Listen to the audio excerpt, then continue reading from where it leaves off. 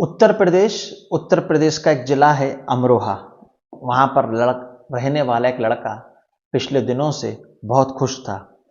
और खुश इसलिए था कि उसकी नई नई शादी हुई थी, उसकी पसंद से उसकी शादी हुई थी। और जो उसकी पत्नी थी वो दिखने में बहुत ही खूबसूरत थी। इतनी खूबसूरत थी कि आसपास के इलाके और आसपास के मोहल्ले में ऐसी कोई महिला, ऐसी कोई लड़की थी ही नहीं। जब उसकी शादी हो जाती है तो दोस्त जिद पकड़ लेते हैं कि भाई तुम्हारी नई नई शादी हुई है, इतनी अच्छी भाभी मिली है, चलो पार्टी दो। वो पार्टी देने के लिए होटल में जाता है। और जब दोस्त पार्टी लेते हैं तो इसके बाद आखिर में दोस्त ने कहा जाता है, दोस्त कहते हैं कि हमने सुना है भाभी बहुत खूबसूरत हैं, भाभी से हम शादी में मिल तो नहीं पाए, पर आज हमें भाभी की फोटो ही दिखा दो। तो लड़का बहुत खुश हो जाता है और मोबाइल निकालता है और मोबाइल में फोटो दिखाता है।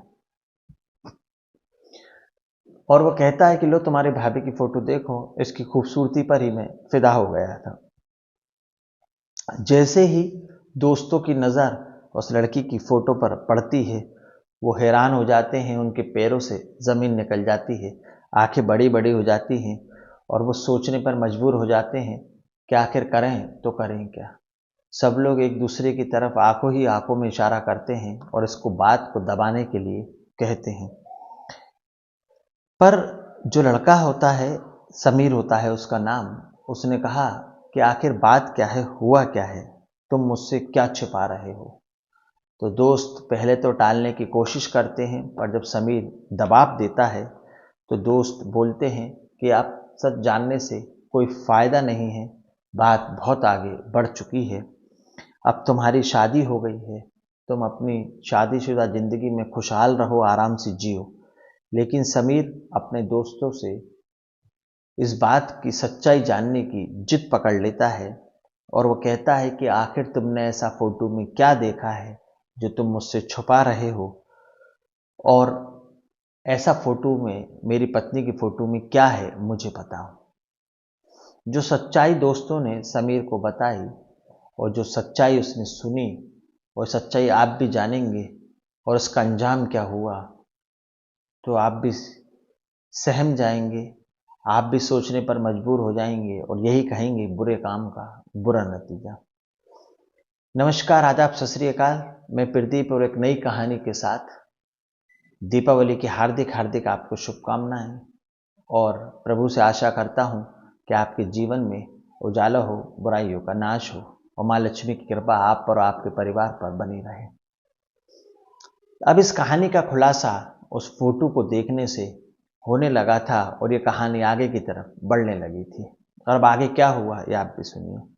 जब समीर दोस्तों पर दबाव डालता है तो दोस्त कहते हैं कि ये तुम्हारी जो पत्नी है वो दरअसल कॉल गर्ल है, पैसे लेकर जिस्म फरोशी करती है और हम इस बात को छुपाने की कोशिश कर रहे थे।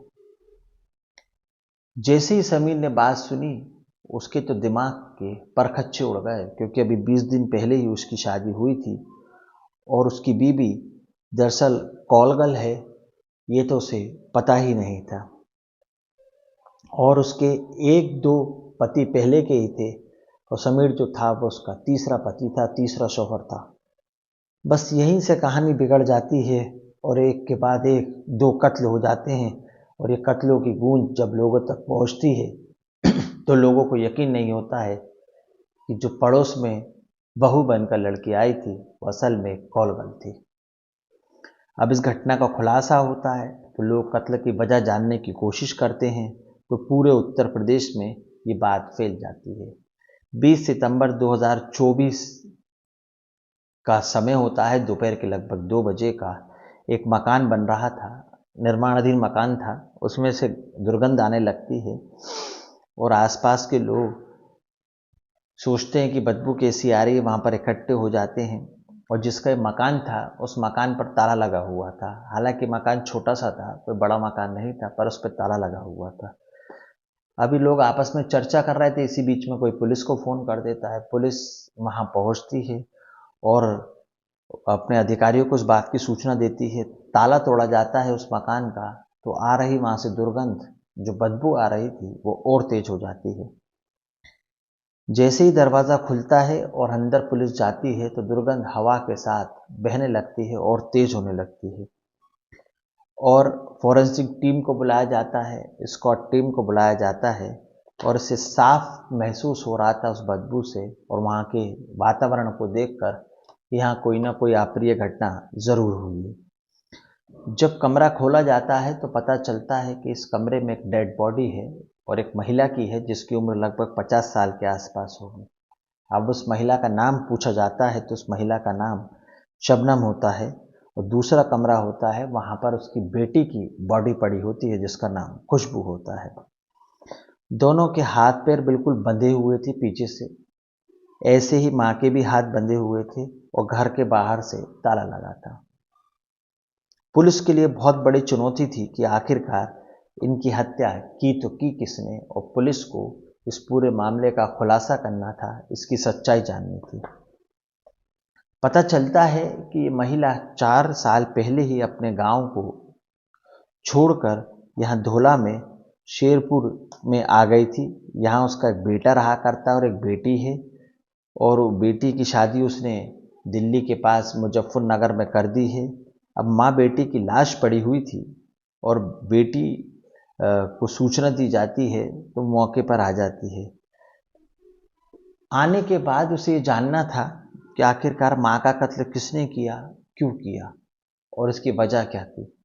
ये वजह पुलिस भी जानना चाहती थी। माँ और बेटी को किसने मारा, अब इस इलाके में जाकर पूछताछ करने की कोशिश करते हैं तो रोशन से कहते हैं, पूछते हैं कि तुम अपनी माँ से अलग क्यों रहते हो। उसका जो बेटा था वो माँ से अलग रहा करता था। कई सवाल जवाब किए तो उसने बताया कि 30 साल पहले मेरे वालिद, मेरे पिता का इंतकाल हो चुका है, स्वर्गवास हो चुका है। और पिता की जब मौत हो गई थी तो उस वक्त भाई और बहन होते हैं और उसकी माँ शबनम ने लगभग 4 साल के बाद दूसरी शादी कर ली थी, दूसरे ने कहा कर लिया था। लेकिन 6 महीने तक तो सब कुछ ठीक ठाक चला, लेकिन शबनम जहाँ को ऐसा लगता है कि शायद या ज़्यादा दिन उसकी बात नहीं बनेगी तो वो अपने गांव वापस आ गई, क्योंकि वो दूसरे पति से उसका तालमेल बैठा नहीं। यानी 2 बच्चे पहले से थे और एक बच्चा उसके पेट में था दूसरे पति से, और यह एक लड़की होती है, जन्म लेती है, जिसका नाम खुशबू होता है। वह खुशबू किसी ने उसके हाथ पैर बांधकर गला दबाकर उसकी हत्या कर दी थी, जो कि उस मकान के कमरे के दूसरे कमरे में पाए गए। उस मकान में 2 डेड बॉडी पाए गए, एक इस महिला की और एक इसकी बेटी खुशबू की। अब किसने उसके हाथ पैर बांध दिए थे और किसने इस घटना को अंजाम दिया, इन सारे सवालों के जवाब पुलिस को अभी ढूंढना बाकी थे। पुलिस इन्वेस्टिगेशन करती है तो बाहर उसे एक पल्सर खड़ी दिखाई देती है जिस पर नंबर प्लेट नहीं थी। वो बाइक किसकी है पुलिस पूछताछ करती है तो गांव वाले कहते हैं कि माँ बेटी की होगी, इसके अलावा हमें तो कोई जानकारी नहीं है। पुलिस चेचिस नंबर निकालती है और बाइक का पता खोजने की कोशिश करती है कि बाइक किसके नाम पर है, किसके नाम पर रजिस्टर्ड है। तो पुलिस को पता चलता है कि दिल्ली के पास एक गांव लगता है, वहाँ की रहने वाली सोनिया नाम की महिला के नाम पर यह बाइक रजिस्टर्ड है। अब पुलिस इस घटनाक्रम में आगे बढ़ती है, खुलासा करती है और 3 टीम बनाती है। एक टीम को दिल्ली के आसपास भेजा जाता है और सोनिया नाम की महिला रहती है। तो बताती है कि एक व्यक्ति आता है और कहता है कि कुछ साल पहले सोनिया नाम की इस महिला से उसकी शादी हुई थी और उसका तलाक हो चुका है, अब वो हमारे साथ नहीं रहती है। वो पूछा है वो कहाँ रहती है तो वो कहता है कि मुझे ज़्यादा जानकारी तो नहीं है, पर दिल्ली से दूर मसूरी में एक फुरकान नाम के व्यक्ति से उसने शादी की है, वो उसके पास ही रहती है और इसके बारे में मुझे कुछ ज़्यादा आता पता नहीं है क्योंकि वो मेरे जीवन से बहुत पहले जा चुकी है। अब पुलिस की टीम दिल्ली से मसूरी पहुंचती है और उस महिला के शौहर से मुलाकात करती है और सवाल जवाब शुरू होते हैं। कुछ ही देर में वो टूट जाता है। पहले तो वो पुलिस को गुमराह करता है, घुमाने की कोशिश करता है, पर पुलिस तो पुलिस होती है। जब पुलिस ने अपने अंदाज में उससे सवाल किए तो वो टूट गया और उसने बताया कि समीर का नाम लिया तो पता चलता है कि समीर उत्तर प्रदेश का रहने वाला होता है। पुलिस ने आखिरकार बड़ी मशक्क़त के बाद उसको हिरासत में लिया। हिरासत में लेने के बाद उससे पूछताछ की गई तो समीर पहले पुलिस को घुमाता रहा, गुमराह करता रहा, पर जब पुलिस ने सख्ती से पूछताछ की तो उसने सब कुछ, वारदात करने का कारण और कैसे की और क्यों की और उसके पीछे का मकसद क्या था, ये सब बताया। और आप भी जब सुनेंगे तो सुनकर हैरत कर जाएंगे। उसने बताया कि कुछ महीने पुरानी बात है, मेरी मुलाकात एक फंक्शन में शहजादी से हुई थी। शहजादी को देखते ही मुझे पसंद आ गई। वो बहुत ही खूबसूरत थी। नंबर एक्सचेंज हुए, नंबरों पर बात हुई, दोस्ती दोस्ती प्यार में बदल गई और मैंने उससे शादी का फैसला कर लिया, शादी का इरादा कर लिया। हम दोनों ने शादी की बात की तो समीर ने अपने परिवार में अपनी माँ और अपने भाई और पिता को लड़की की मोहब्बत के बारे में बताया कि लड़की है, मैं उससे मोहब्बत करता हूँ, बहुत सुंदर है और मैं उससे शादी करना चाहता हूँ। परिवार वाले भी इस बात के लिए मंजूर हो गए कि लड़की बहुत खूबसूरत थी और लड़का इससे प्यार करता है, तो बड़े धूमधाम से दोनों की शादी कर दी गई। रजामंदी से परिवार से शादी कर दी गई। दोनों परिवारों की रजामंदी थी और दोनों लड़का और लड़की की रजामंदी थी। शादी के बाद सब कुछ ठीक चल रहा था। इतनी ज़्यादा खूबसूरत थी और खूबसूरती होने की वजह से सभी जगह वो फेमस थी। तो कुछ समय बाद पता चला कि इसके 2 शौहर पहले से ही हैं। ये बहुत अचंभा वाली बात थी कि जिसके 2 पति पहले से ही थे, उसने तीसरी शादी कर ली थी। अपने हुस्न के जाल में, सुंदरता में इस व्यक्ति को मोहित कर दिया समीर को और उसने शादी कर ली। हालांकि उससे तलाक हो गया था। तलाक के बाद वो घर पर ही रह रही थी तो समीर ने तो बर्दाश्त कर ली कि चलो ठीक है, पहले 2 बार इसने शादी की, हो सकता है आपस में ना पटी हो, और उसने तलाक ले लिया और वो छोड़ देता है उसको। लेकिन इसी बीच में उसके दोस्त जिद पकड़ लेते हैं कि पार्टी चाहिए, और जब शादी हो जाती है तो वो पार्टी देने के लिए होटल में जाता है। दोस्त कहते हैं भाभी की फ़ोटो दिखाओ, तो भाभी की फ़ोटो दिखाता है। तब इस बात का खुलासा होता है कि मेरी जो पत्नी है वो एक कॉल गर्ल है, पैसे लेकर वेश्यावृत्ति करती है, जिस्म फरोशी करती है। अब वो करे तो करे क्या, और पता चलता है कि वो पैसे लेकर गैर मर्दों के साथ रात गुजारती है। अभी समीर सोचने पर मजबूर हो जाता है कि आखिर वो करे तो करे क्या। तो सीधा अपनी सास शबनम के पास जाता है और साथ ही अपनी पत्नी खुशबू के पास जाता है, और जाने के बाद कहता है कि तुम्हारी पुरानी ज़िंदगी में जो हुआ, जो तुम लोगों ने आज तक किया, उस सबको भूल जाओ और आज से एक नई ज़िंदगी की शुरुआत करो। पुरानी ज़िंदगी, पुराने कॉन्टैक्ट, पुराने लोगों से मिलना जुलना बंद कर दो, और तुम जो काम करती हो, किसी के कॉल पर कहीं भी चली जाती हो, किसी को भी अपने घर बुला लेती हो, ये सब कुछ बंद कर दो। तो माँ और बेटी जैसे ही ये बात सुनते हैं, दोनों आग बबूला हो जाते हैं और समीर के ऊपर चढ़ाई कर देते हैं और बोलते हैं कि हम तो ये काम बंद नहीं करेंगे और हमारा जीवन ऐसे ही चलेगा। तुम्हें हमारे साथ रहना है तो रहो, नहीं रहना है तो मत रहो, तुम यहाँ से जा सकते हो। अब समीर जब ये बात सुनता है तो वह अंदर से टूट जाता है। उसे लगा कि मैं माँ को समझाऊंगा, माँ बेटी को समझाएगी, शायद ये पुराना जीवन भूल जाए, और दोनों में से कोई भी पुरानी जिंदगी को भूलने को तैयार नहीं था। समीर अंदर ही अंदर टूटने लगा, अंदर ही अंदर जलने लगा। वो अपने आप से खुद सवाल पूछने लगा कि मैंने ऐसी लड़की से शादी की है जो कि पैसों के बदले गलत काम करती है। अब समीर करे तो करे क्या।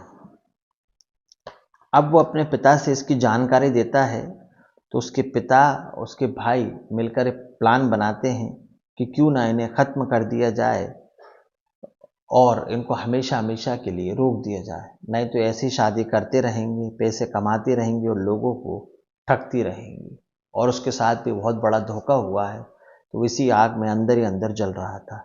उसने प्लान बनाया 20 सितंबर 2024 को पल्सर बाइक पर समीर, उसका भाई फुरकान और भाभी सोनिया दिल्ली के मसूरी से चलते हैं एक बाइक पे, तीनों लोग। इसी बीच में वो खाना खाते हैं और खाना खाने से पहले खुशबू के शरीर को बांध देते हैं। मौका पाते ही जब वो सो जाती है तो उसके माँ के भी हाथ पैर बांध दिए जाते हैं और उनकी गला दबाकर मर्डर कर दिया जाता है और उनकी हत्या हो जाती है। अब वो वहाँ से जाने लगते हैं तो जल्दबाजी में बीच में पल्सर की चाबी रास्ते में गिर जाती है। तो वो चाबी ढूंढने की कोशिश करते हैं पर चाबी उन्हें मिलती नहीं है। तो वो पल्सर गाड़ी को वहीं छोड़कर एक दूसरी गाड़ी से वहाँ से निकल जाते हैं और इन दोनों को घर में बंद कर देते हैं और बाहर से ताला मार देते हैं। अब पल्सर वहीं छोड़ दी तो पल्सर को पुलिस ने लावारिस हालत में जब्त कर लिया था और उसके चेचिस नंबर से वो मसूरी वहां तक उसके भाई फुरकान और भाभी तक पहुंच गए थे। अब पता चलता है कि समीर ये बताता है कि उसकी पत्नी कॉल गर्ल थी, पैसे लेकर दूसरे मर्दों के साथ जाया करती थी और वह हर रात नए मर्द के साथ गुजारती थी। तो उसे हमेशा हमेशा के लिए मैंने सुला दिया है। पुलिस उसे गिरफ्तार कर लेती है और चार्जशीट पेश कर उसको जेल भेज देती है। गलत काम का गलत नतीजा।